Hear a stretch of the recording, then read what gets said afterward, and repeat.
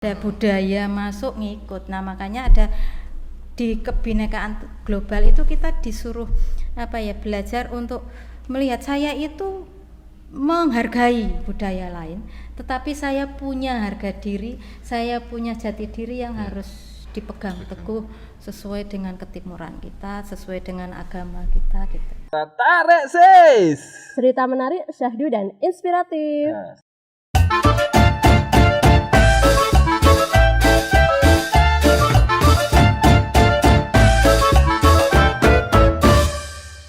Nah, sekarang kita bahas soal Merdeka, Bu. Yeah. Ini tuh kurikulum baru, lagi baru banget, ya.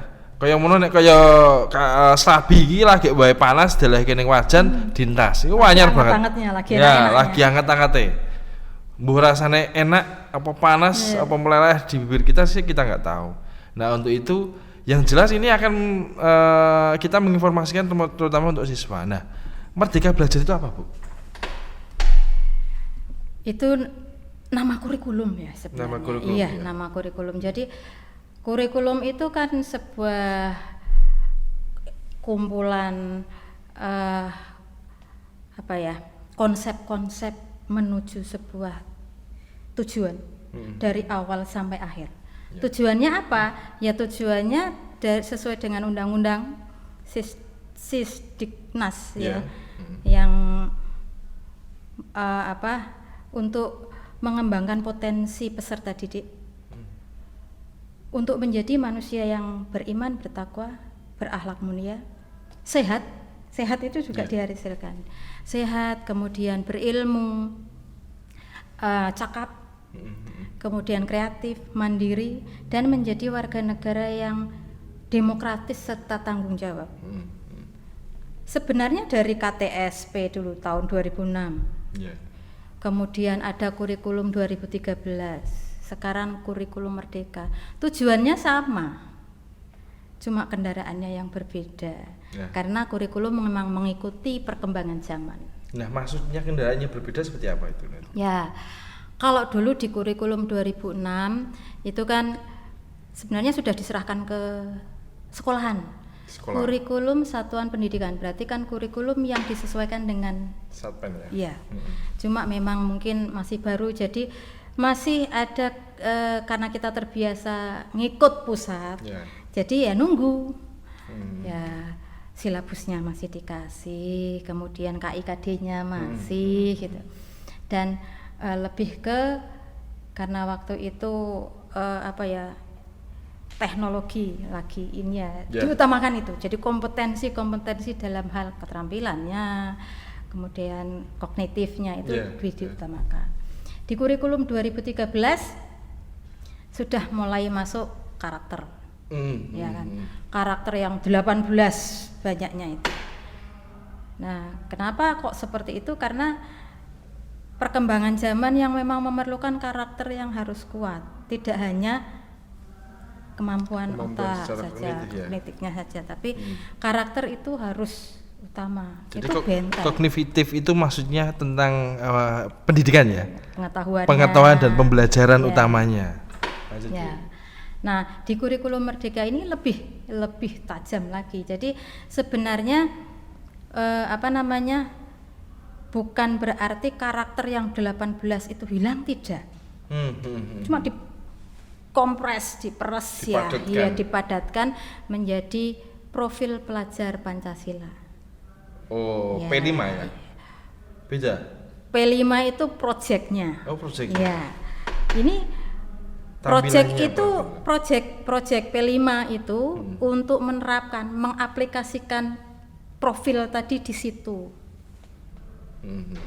Nah, profil pelajar Pancasila itu kan yang pertama beriman, bertakwa kepada Tuhan Yang Maha Esa, berakhlak mulia, kemudian berkebinekaan tunggal, global, kemudian gotong royong, mandiri, ya, kemudian bernalar kritis, diajarkan untuk bernalar kritis, kemudian kreatif. Nah, kelihatannya 6, tapi ini kalau dijabarkan bisa lebih dari 18. Nah, itu kan pasti diterapkan. Nah, siswa ini, Iya. ini kan ada siswa baru ya Bu, terutama untuk yang SMK Warangasem itu ini akan diterapkan di kelas 10. Ya. Kelas 11 kan kelas sama kelas 12 yang KTSP ya. K13. Yang kurikulum, kurikulum 2013 ya. Jadi yang ini hanya diterapkan kelas 10. Ya. Nah, kira-kira perbedaannya apa Bu? Maksudnya dalam arti anak itu suruh ngapain ini di kurikulum Merdeka ini? Ya. Di kurikulum Merdeka itu anak-anak bisa bersama guru menentukan tujuannya. Tujuan pembelajarannya apa? Bisa. Misalnya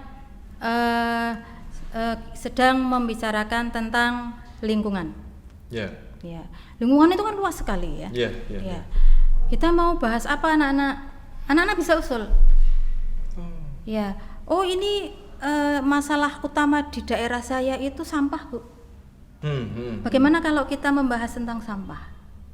Itu bisa kalau sekarang. Jadi merdekanya di situ. Oh, jadi polanya gini ya. Kalau dulu bahwa yang namanya pembelajaran itu anak terpaku dengan buku. Ya, sudah KIKD-nya sudah ada. Nah, kalau ini berarti mengikuti updating kejadian yang ada di sekitar. Iya, justru lebih kontekstual yang sekarang. Tetapi ada nggak sih Bu arahan-arahan bahwa kalau dulu kan bahwa nanti KD1 khususnya tentang ilmu pengetahuan, KD2 contoh ya sosial ya. Itu seumur contoh aja nih yang SD, ada yang satu ikhlas, yang kedua nanti soal masa tenggang rasa contoh gitu. Itu ada enggak apa memang bebas saja? Iya, tetap ada. Jadi capaian pembelajaran kan ada. Nah, itu capaian pembelajarannya yang dari pusat. Oh. Jadi anak harus mengenal apa itu dari pusat. Bahasanya itu dari pusat hanya clue saja ya? Iya. Ini anak lulus SMA di Mapel IPAS itu harus tahu ini. Oh, iya. Jadi soal pembahasan apa yang mau dibahas itu nggak ada urusannya dengan buku. Jadi pada waktu kejadian di sekitar apa, contoh hari ini kita anak-anak harus hidup dengan harus ikut bertandingan dengan orang lain secara baik. Ya berarti dia pembahasannya tidak guru yang menentukan. Jadi lewat musyawarah antara guru dan siswa, kira-kira hari ini kita mau membahas apa? Mau membahas tentang, berarti kalau membahas tenggang rasa ya urusannya kerukunan, rumah tangga, RT dan sebagainya. Seperti itu. Bagaimana berkomunikasi juga kan gitu ya.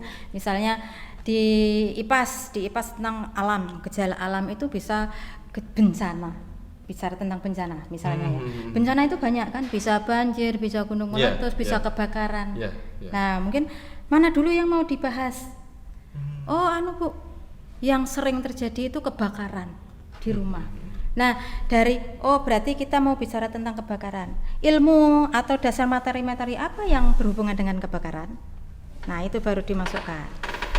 Oh, dari sisi fisika ada arus listrik yang bisa menyebabkan kebakaran. Dari sisi kimia, kebakaran itu akan mengubah apa? Ada proses perubahan materi yang ada oksigen, ada dioksida yang dihasilkan. Itu perubahan fisika, perubahan kimia ada di situ. Nah, kemudian dari sisi IPS-nya apa? Kan ada IPAS, ada IPS ya.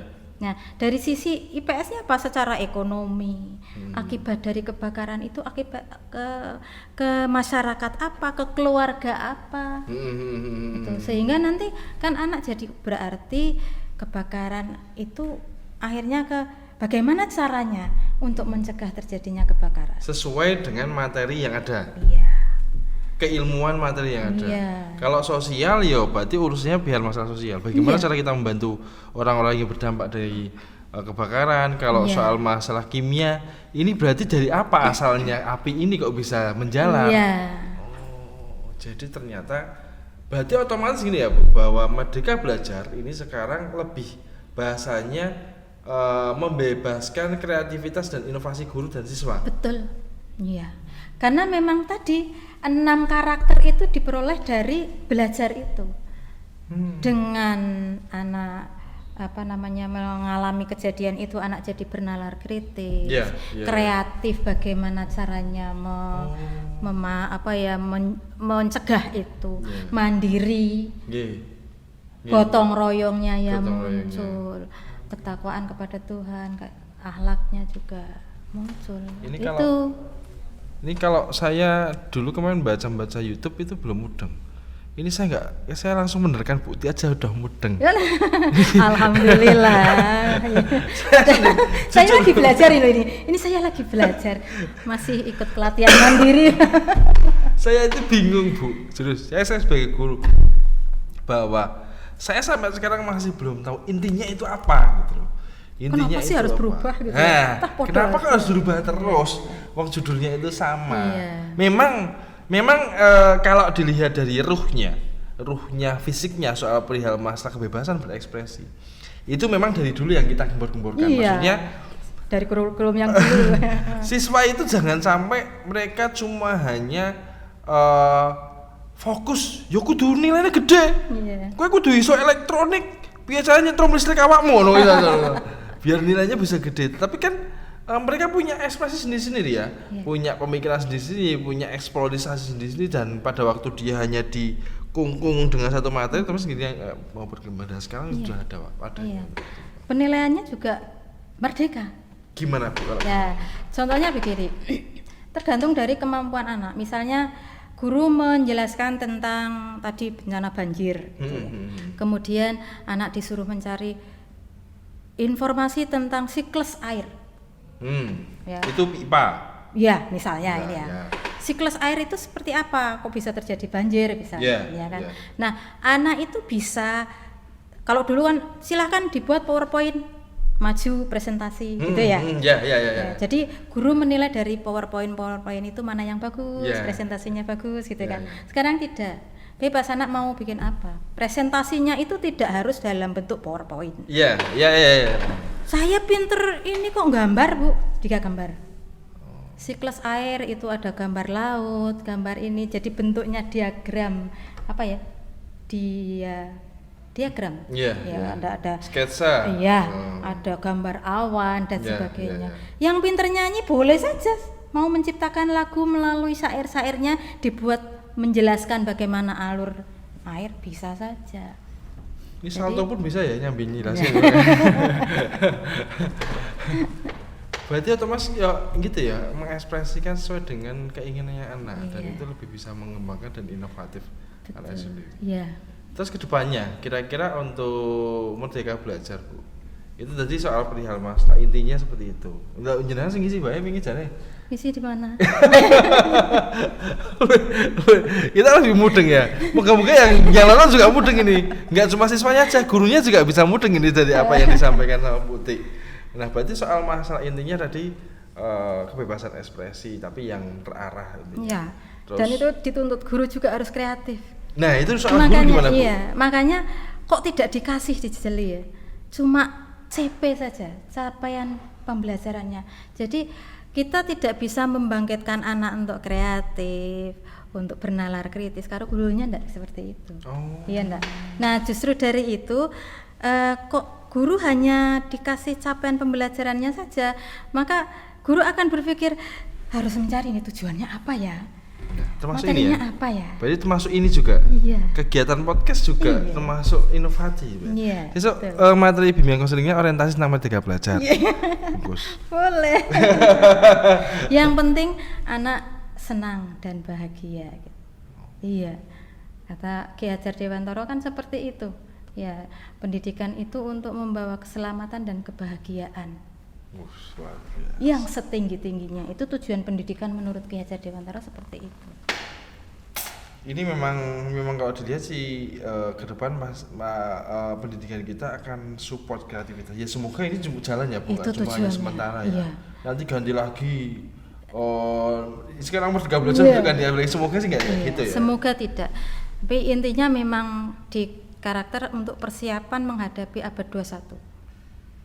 Abad 21. Iya, di abad 21 itu kan kita harus ya karena informasi ya dari luar masuk, sehingga kita perlu, makanya ada karakter kebinekaan global. Itu walaupun kita menghargai perbedaan baik dari luar, itu tetap kita punya jati diri. Seperti saya juga kadang bilang, ini yang suka drakor. Drama Korea. Oh, anak-anak sekarang sudah tontonannya drakor gitu ya. Kalau cuma lihat drakor gitu ya, kemudian kita tidak punya benteng, ya cipika-cipiki di tengah jalan nggak masalah, pakai pakaian mini nggak masalah, hidup bersama sebelum nikah nggak masalah. Itu kalau kita nggak punya benteng, ngikut aja kayak gitu, ada budaya masuk ngikut. Nah makanya ada di kebinekaan global itu kita disuruh belajar untuk melihat saya itu menghargai budaya lain, tetapi saya punya harga diri, saya punya jati diri yang harus dipegang teguh sesuai dengan ketimuran kita, sesuai dengan agama kita gitu. Memang sih Bu ya, saya menjadi seorang guru itu memang melihat situasi sekarang juga bingung ya. Anak-anak sekarang lebih bisa melihat dan bangga pada waktu dia menjadi orang lain dibanding menjadi dirinya sendiri. Iya betul. Mohon maaf ini ya, apalagi banyak sekarang gitu ya, betul. marak adanya drakor kayak gitu, game online yang notabene akhirnya anak itu tidak fokus di dalam apa yang harus dia lakukan. Walaupun sekarang sudah merdeka belajar, artinya belajar itu tidak harus saklek kudu sinau. Dalam arti sinau kudu maca buku ning kuwi, tetapi mereka bisa mengeksplor kegiatan sekitar yang ada di masyarakatnya, seperti itu ya. Nah, terus untuk Bu, untuk kemudian hari kira-kira targetnya dari Merdeka Belajar itu apa? Target hasil akhir. Kemudian hari targetnya itu apa? Ya ketujuan pendidikan itu sebenarnya. Jadi tujuan akhirnya adalah seperti yang dikatakan Ki Hajar Dewantara adalah membentuk manusia yang merdeka. Manusia merdeka itu manusia yang bisa bertopang pada kemampuan, kekuatan diri sendiri baik lahir maupun batin tanpa bantuan orang lain. Jadi murid sekarang itu dicetak biar besok ketika lulus itu sudah bisa berdiri secara mandiri, tidak tergantung orang lain, bisa berperan di masyarakat. Karena merdeka dia sebagai individu maupun anggota masyarakat. Saya tahu posisi saya itu sebagai anggota masyarakat, anggota negara, anggota bangsa. Sehingga bagus jeleknya negara ya saya kena gitu. Ya ibarat saya di lingkungan yang mudah banjir, saya harus melindungi lingkungan sini. Buang sampah yang benar, menjaga lingkungan, menjaga aliran sungai tetap jalan. Karena kalau banjir saya kena juga, itu loh kesadaran yang kayak gitu. Kita harus bisa memiliki ya situasinya. Ini tim kameramen waktunya berapa menit lagi? Ini sudah 30 jam setengah ini ya. Ini ya. Nanti tiba-tiba sudah berapa jam ini? Gitu. Hah? 44 menit ya, masih kurang 20 menit lagi lah Bu, paling enggak sekitar 25 jam sedikit lebih seperempat lah. Katanya bosen kalau ya terlalu lama. Ya, mungkin itu sebagai setidaknya ada sedikit ya Bu, sedikit pencerahan bagi kita. Jujur saya itu baru tahu ada beberapa hal baru soal tadi yang jenengan sampaikan, terutama baik kimia. Kenapa harus saklek? Kenapa sih guru eksak kok selalu ngegas? Ini tuh dari rumah naik motor mau berangkat ke sekolah mau podcast itu sudah saya pikirkan yang mau saya tanyakan. Termasuk kok iso ya guruku iki, aku ki cara metakon iki piye bingung. Ternyata jenengan sudah memaparkan. Ya memang harus seperti itu guru kimia. Jadi bocah-bocah ki harus memahami guru kimia seperti itu bukan karena benci, tapi karena cinta. Cintanya dengan cara kesaklekannya itu. Nah, masalah apa namanya kaku enggak itu pembawaan juga ya kadang ya. Tapi jenengan itu termasuk berarti guru kimia yang membelot ya. Sebenarnya lingkungan yang mempengaruhi. Seperti tadi saya sudah cerita dulu, itu saya pendiam. Orang diam itu cenderung akan terlihat saklek, medeni, galak. Iya enggak? Seperti itu. Nah, karena saya ketemu teman-teman yang suka gurauan ya, atasan yang dulu 9 tahun bajul-bajulan. Jadi saya terbiasa, saya enggak pernah loh. Saya paling takut menyinggung orang lain ya. Atau nanti tersinggung. Tapi sekarang jadi terbiasa. Jadi ember saya. Aduh, saya kadang macet. Aduh, tadi tersinggung enggak ya? Saya kadang kayak gitu. Curhatan. Iya. Ya, lingkungan kembali lagi. Lingkungan itu sangat mendidik, sangat ikut mempengaruhi kita. Saya senang dengan Putih itu kayak memang kenapa memang saya itu sudah saya pasti nanti podcast kalau Putih itu lama ini aku. Karena memang beliau itu termasuk orang yang saya anggap bahwa enggak cuma hanya teman rekan kerja dan pimpinannya selaku waka kurikulum, tetapi saya kalau ada apa-apa yang kurang rasakan saya sampaikan ke Putih. Karena memang bahasanya beliau orang ibu-ibu dan ibu. Iya, ibu. Dan selalu bisa menyampaikan sing lebih bisa arif dan netral. Jadi saya ini bukan karena jangan di depan saya sih ya. Enggak. Bahaya nanti. Di belakang hidung saya sesek lah. Itulah sisinya Bu Uti. Mungkin kalau orang melihat, saya nggak tahu kalau siswa ya. Ini kan dari saya ya sebagai guru ya, nggak siswa. Tapi saya yakin kalau pandangan dari siswa tidak jauh dengan kita karena karakter itu tidak bisa dirubah. Mungkin kalau guru kadang-kadang juga ada actionnya, tapi kalau actionnya pun tidak jauh berbeda. Nah, mungkin itu Bu Uti. Terima kasih sekali. Hari ini sudah menemani kita sudah sekitar 44 jam ya. Ini kayak perjalanan kita dari Indonesia sampai Utopia ini Bu. Ya, 44 jam kurang setengah menit ya. Ini sudah lumayan lama. Nanti video ini akan kita bagi dua gitu, ya. Jadi nanti ada beberapa session dan ini semuanya akan kita publish dan semoga bermanfaat. Semoga. Saya selalu berusaha untuk menjadi orang yang bermanfaat banyak orang. Siap. Gitu. Selalu sehat buat Ibu Uti. Amin. Berkah selalu, lancar, sukses. Doakan saya juga kemudian hari bisa ikut belajar dari jenengan. Ya, seperti apa yang ingin sampaikan ke teman-teman, akhirnya bisa kita bisa lebih bisa flour ya. Ya, itu aja. Terima kasih. Tarik sis. Cerita menarik, syahdu dan inspiratif.